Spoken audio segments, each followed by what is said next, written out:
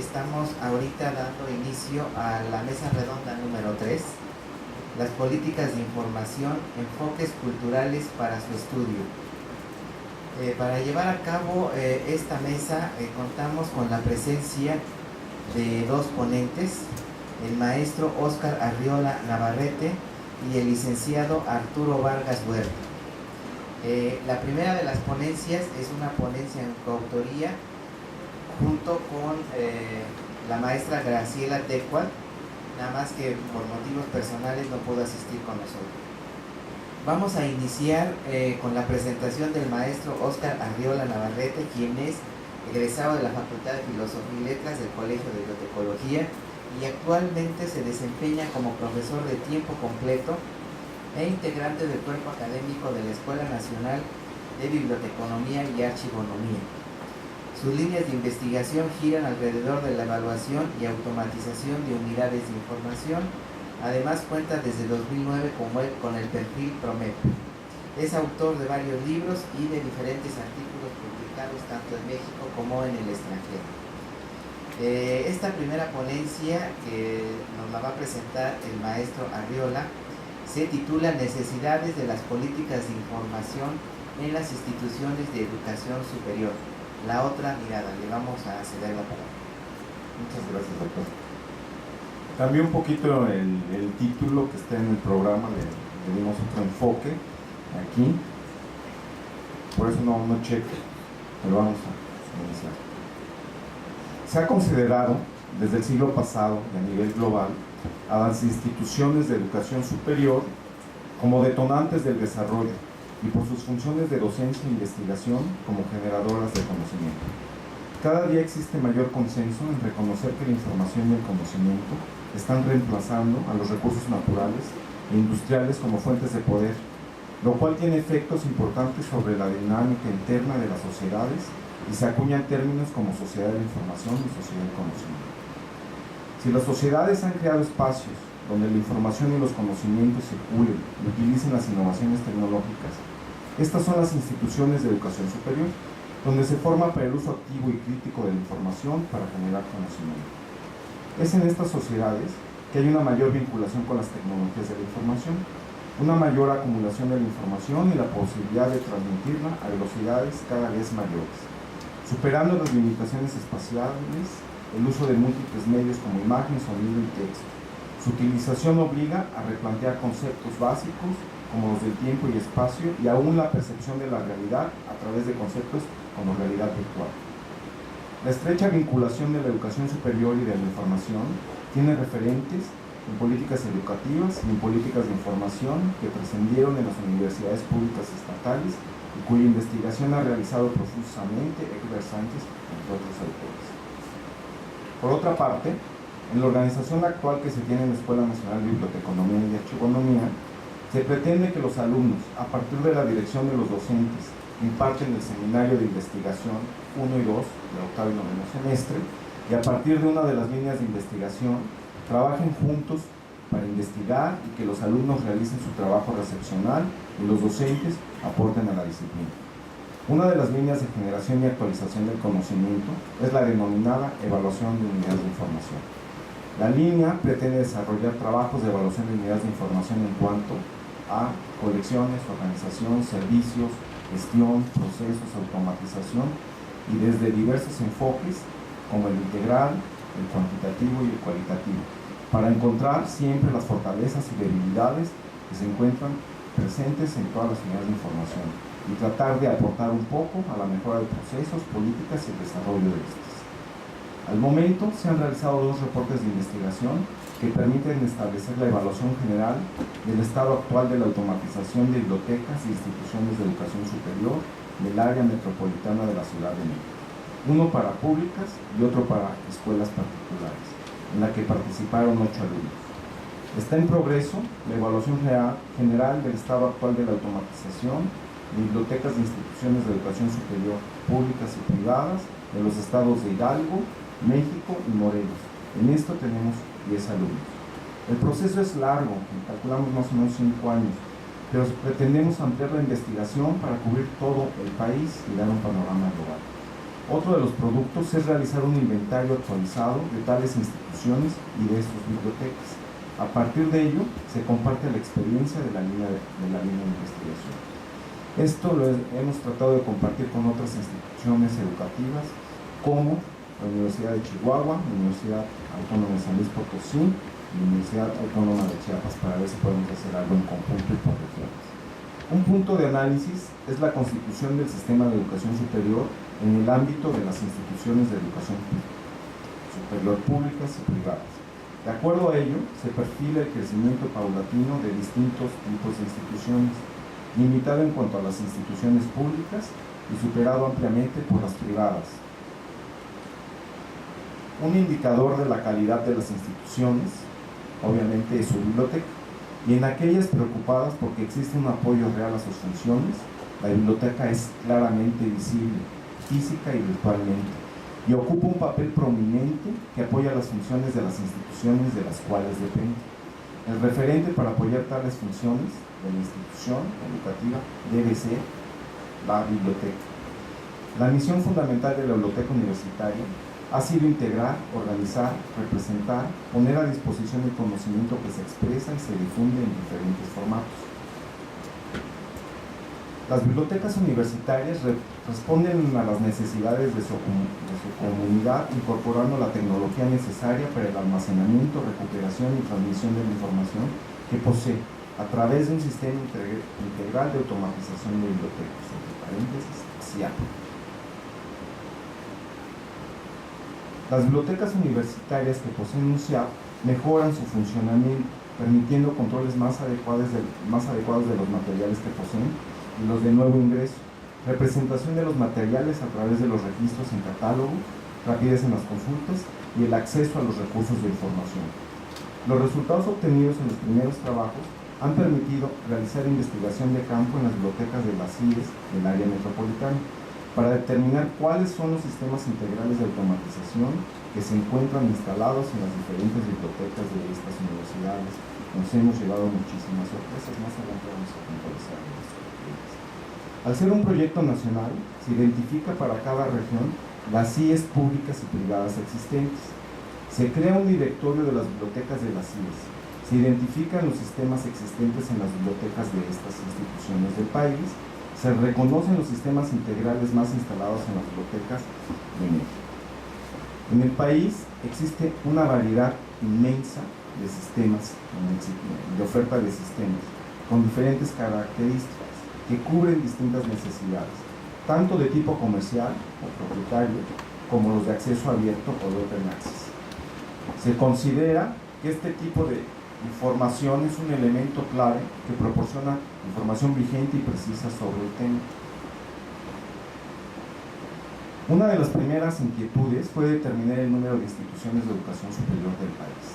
De acuerdo a Tuirán, en los años de 2000 a 2008, los datos sobre los diferentes tipos de instituciones que imparten educación superior son los siguientes: federales 9, estatales 38, institutos tecnológicos 120, universidades tecnológicas 61, universidades politécnicas 23, CONACYT 27, privadas 1476. La fuente es utilizamos es Rodolfo Tuirán, La política de educación superior, trayectoria reciente y escenarios futuros. Es una publicación en coordinación con el Colegio de México, publicada el año pasado. Comparando con los datos anteriores, las instituciones federales no han tenido incremento desde la década de los 80. Las universidades estatales cambiaron de 35 a 38 en la década de los 90. Los institutos tecnológicos pasaron de 65 a 120 en la década de los 90. En la década de 1990 también se crearon las universidades tecnológicas. Las universidades politécnicas surgieron en la década del 2000. Las instituciones dependientes del CONACYT iniciaron con 12 en la década de los 70 y en la actualidad son 27. Las privadas pasaron de 135 en la década de los 70 a las actuales 1476, que por mucho nos han rebasado. Se han creado escuelas en cualquier lugar, de cualquier tipo y con cualquier nombre. Los datos permiten observar el lento crecimiento de las instituciones de educación superior públicas, En contraste, las privadas crecieron casi 10 veces. Ahí está el gráfico. En los primeros años del nuevo siglo y hasta el 2008, hubo crecimiento en las universidades tecnológicas de un 62%. Se crearon las 23 universidades politécnicas y nuevamente casi se duplicó el número de instituciones de educación superior privadas. Contabilizando hasta 2008 y de acuerdo a las cifras anteriores, existían 1.754 instituciones de educación superior, de ellas 278 públicas y 1.476 privadas. Según los datos actuales de la SEP, existen 758 instituciones de educación superior públicas. Las instituciones de educación superior anotadas integran a las normales, que es otro gran subsistema, las CIES de nueva creación y otras instituciones públicas, entre ellas la Escuela Nacional de Biblioteconomía de Chihuahua. La fuente de lo que están viendo aquí es la misma SEP, que es el Directorio de Instituciones Educativas que se actualiza periódicamente. En la primera etapa de la investigación se abordó exclusivamente el área metropolitana. Manejábamos el supuesto que era lo mejor. De aquí, todas las áreas metropolitanas, las de Guadalajara, las de Monterrey, que iban a ser las más representativas, y íbamos con el supuesto de que era lo mejor y de ahí iba a ser lo extensivo. Le tomamos muchas sorpresas, ¿no? Entonces, se abordó el área metropolitana de la Ciudad de México y por la coincidencia con el enfoque de la investigación se tomó como referencia el Directorio Nacional de Instituciones de Educación Superior que presenta la NUDES. Aquí tuvimos muchos problemas con las fuentes de información para localizar las instituciones. Cuando estuvimos cruzando, no nada más esto, lo digo más adelante, muchas fuentes, y luego resulta que algunas instituciones ya no existían, habían cambiado de nombre, se habían fusionado, entonces era necesario la investigación de campo para ir actualizando el propio directorio. El producto final va a ser un directorio actualizado y visitado. Área metropolitana de la Ciudad de México. Es un poco grande, ¿no? A nivel mundial, el área metropolitana de la Ciudad de México es una de las 5 metrópolis más grandes del mundo. Y es aquí donde se concentran actividades económicas, políticas, comerciales, sociales y culturales de todo el país. Para delimitar la zona, se consultó la obra Características socioeconómicas de la zona metropolitana de la Ciudad de México, documento emitido por el INEGI, en el cual se especifica claramente las delegaciones y municipios que la forman. Había variaciones. Curiosamente pensamos que estaba claramente definida. Dependía de la fuente de información, quitaban, ponían, y los problemas eran más bien con los municipios del Estado de México, o había problemas en el área metropolitana del Valle de México y de la Ciudad de México, pero entre ellos no se ponían de acuerdo. Entonces ese era el problema, porque si era del Valle de México incluye un municipio del estado de Hidalgo. Entonces está un poco confuso, pero nos basamos en esta fuente y es la más precisa. Hicimos un mapa incluso digital, ¿no? Entonces el área metropolitana de la Ciudad de México está conformada por 16 delegaciones y 20 municipios conurbados. Para identificar las instituciones de educación superior y sus bibliotecas se utilizaron las siguientes fuentes: el mapa bibliotecario y de servicios de información de la Ciudad de México, publicado por la maestra, la doctora Rosa María Fernández de Silva; el Catálogo Nacional de Bibliotecas Académicas, publicado por la Dirección General de Bibliotecas de UNAM; el Catálogo de Carreras de Licenciatura en Universidades e Institutos Tecnológicos de la Zona Metropolitana de la Ciudad de México de ANUBIS; y finalmente, para delimitar el número de bibliotecas existentes en el área metropolitana, se tomó como fuente principal. Todas estas eran alternas y nos ayudaron a sumar. Había que estar hablando por teléfono y visitar. Finalmente, para delimitar el número de bibliotecas existentes en el área metropolitana, se tomó como fuente principal el Directorio Nacional de Instituciones de Educación Superior de la NUDES. Los criterios de búsqueda fueron bajo la denominación de centros, colegios, escuelas, institutos o universidades, y recurrimos a otro directorio de normales. Las búsquedas realizadas arrojaron los siguientes datos: IES públicas 106, IES privadas 215, total 321, Estado de México 99 públicas, 62 privadas.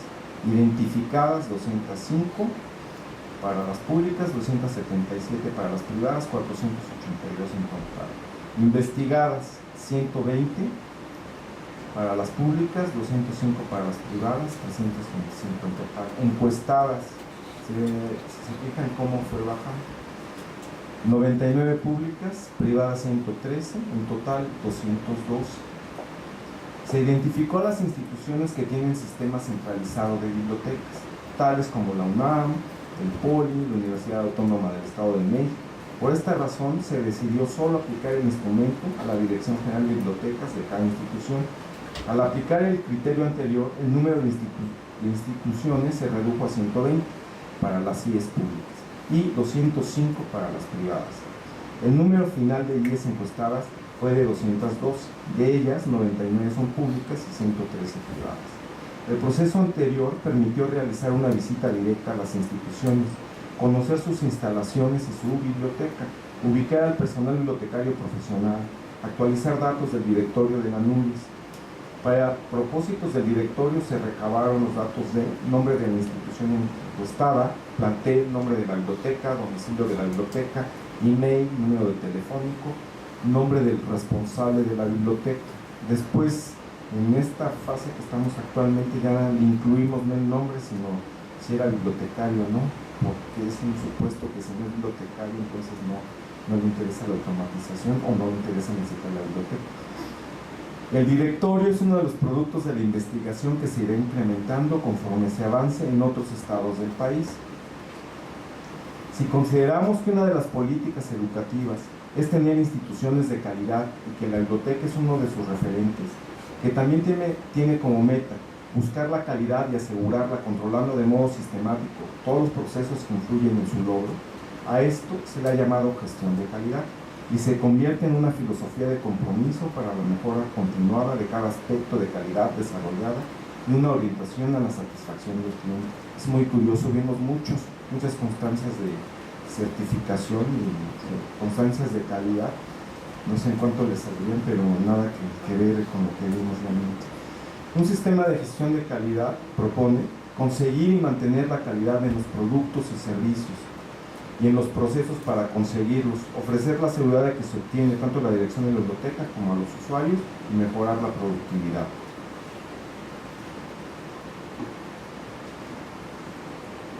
Uno de los procesos que evidencia lo anterior es la integración de un sistema integral, ya que integran el desarrollo de colecciones y toda la gestión de la biblioteca y la consolidación principalmente de los productos. ¿Qué hicimos aquí? Nos dimos cuenta que la mayoría de las bibliotecas, si son públicas, cuentan con un sistema integral. Si no son públicas, difícilmente. Voy a poner el gráfico. En las instituciones públicas que cuentan con sistema automatizado, el 84%, pero son cosas muy raras. Ahorita vamos a ver, las privadas son 55%. ¿Qué vimos también y qué detectamos en esto? Que compran grandes sistemas, que era uno de los supuestos que estuvimos manejando, y usan entre el 30 y el 40% del potencial del sistema. Hay sistemas que tienen 16 módulos y usan 3 o 4. Y esto verídico, porque lo estuvimos viendo, lo estuvimos preguntando. Pues nos decían que sí estaban automatizados y usaban, a eso iba en esto. Usaban herramientas, ¿están automatizados? Desde luego que sí, obviamente que sí. Tenían una aplicación en Access, a los que bien les iba, y otros en Excel. Y digo, lo que tienen es un inventario. Bueno, no les decíamos, lo pensábamos, ¿no? Y era grave porque ellos decían que están automatizados o el sistema que más instalan es Ciabook. Cuando hablábamos que si no tenían dinero, había opciones de open source. Dijeron que no, que porque era... que no se quedan meter en problemas, es decir, hay mucha ignorancia, desconocimiento del open source o el software libre no es software pirata. Reflexiones finales por el tiempo. Con la investigación realizada se reconoce la importancia trascendental que tiene la educación superior para lograr el desarrollo del país y las bibliotecas como el apoyo estratégico. Se Se ha trabajado intensamente en las bibliotecas de las instituciones de educación superior de la zona investigada, principalmente públicas del país. Se considera que CONPAP ha aportado a ello, a través de procesos de evaluación de las bibliotecas de las UPEs y de instrumentos como la guía metodológica, que permite realizar un diagnóstico y saber en qué condiciones se encuentran las bibliotecas. Sin embargo, se percibe la necesidad de mirar la otra parte de las CIES, por eso le pusimos la otra mirada, las instituciones privadas, ya que aún cuando el gobierno ha realizado esfuerzos en los últimos años para mejorar los requisitos y procedimientos para el otorgamiento del reconocimiento de validez oficial, este es el punto sustantivo, no hay una política. Se nota que tal reconocimiento es sorprendente para gran parte de las instituciones privadas, dado que no cumplen con condiciones mínimas de operación, y lo mismo ocurre en las bibliotecas. Se quedan con criterios FIMPES, cualquiera cumple criterios FIMPES. No hablan ni de títulos, de qué es el título, hablan de volúmenes, hablan de un local, no de las características del local, por ejemplo. Las instituciones privadas con recursos reflejan sus condiciones en las bibliotecas. Hay instituciones líderes y bibliotecas afines. Se considera que deben existir políticas de información explícitas que fortalezcan el vínculo de educación e información y se refleja en las bibliotecas en ambos sectores, público y privado, y de los diferentes tipos, ya que un verdadero desarrollo del país requiere de una infraestructura con sólido desarrollo bibliotecario. Muchas gracias.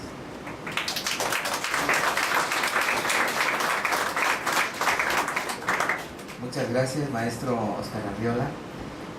Vamos a darle ahora la palabra al licenciado Arturo Vargas Huerta, quien es egresado de la Escuela Nacional de Biblioteconomía y Archivonomía y actualmente está realizando su investigación como tesis de maestría en bibliotecología y estudios de la información con el título Acciones y programas bibliotecarios de los institutos tecnológicos región centro-sur de la NUYES. El licenciado Vargas nos va a presentar en esta mesa la ponencia Políticas de Información, un enfoque epistemológico.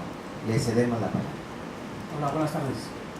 Bueno, yo también hice una modificación al título, porque como estaba así, Políticas de Información, un enfoque epistemológico, quedaba un poco vago, ya que yo no soy filósofo, ni pretendo serlo, eso lo dejamos a los estudiosos, sino que el objetivo de este trabajo es presentar un nuevo enfoque epistemológico, pero para el estudio de las políticas de información.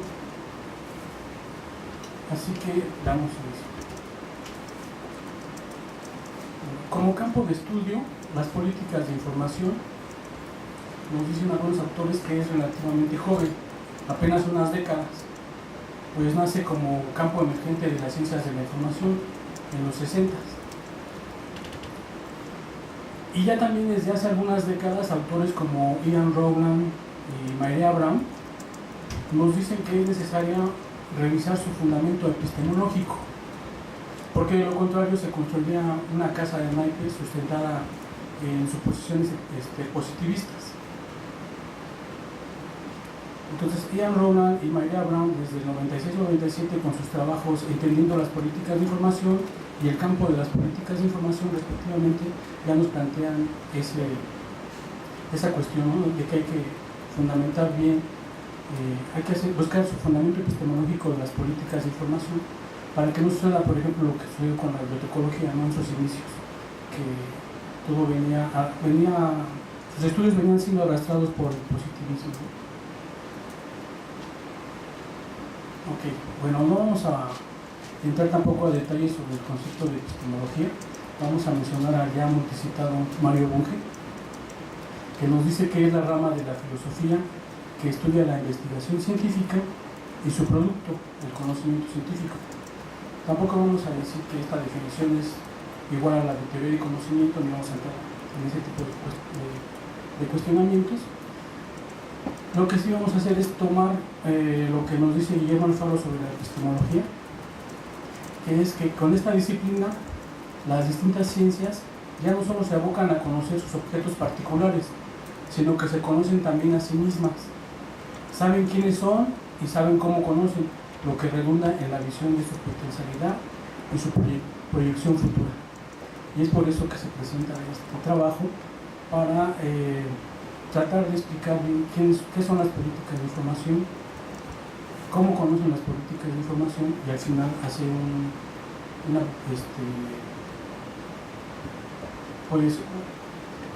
presentar una nueva epistemología, que es la epistemología compleja que presenta Edgar Morin para el estudio de las políticas de información. Y más adelante vamos a ver por qué es que presento yo esta epistemología compleja, ¿no? Bueno, ¿quiénes son las políticas de información? Las políticas de información, como ya lo hemos visto en las ponencias anteriores, han existido desde hace mucho tiempo, desde hace muchísimos años, solamente que no se les consideraba como tal. Por ejemplo, tenemos aquí algunos ejemplos. En la Europa del siglo XVI, la Iglesia Católica las utilizó, por ejemplo, para restringir las publicaciones de científicos que contravenían sus intereses. En el XVIII, a la llegada de los primeros colonos en Estados Unidos, estos comenzaron a usar políticas de información basadas en el derecho común, o el common law, que trajeron de la Gran Bretaña. En nuestro país tenemos ejemplos con la Constitución de Patzingán de 1814, donde ahí ya se habla sobre libertad de impresión y libertad de imprenta. Y en 1867 tenemos un ejemplo en México, cuando se decreta la creación de la Biblioteca Nacional, ya se ordena en este decreto que sea la Biblioteca Nacional la depositaria de las obras y los periódicos que se publiquen en nuestro país, ¿no? Como ven, ejemplos de estos hay muchos, donde ya podemos identificar políticas de información, sobre todo públicas, para el manejo del flujo de la información. El enfoque moderno de las políticas de información pues surge después de la Segunda Guerra Mundial, con la explosión de la información, y en 1960, por ejemplo, se acuñan los términos seguridad nacional y propiedad intelectual para salvaguardar la información creada, almacenada y distribuida dentro de las naciones. En los 70s, a nivel internacional, la UNESCO crea programas para apoyar a los países en vías de desarrollo, para que elaboren políticas nacionales de información. En los 90s, por ejemplo, en los Estados Unidos, durante el gobierno de Bill Clinton, su vicepresidente Al Gore logra que pasen de una política de información científica y técnica a una política de desarrollo y explotación de la información como un recurso nacional, con su llamada supercarga.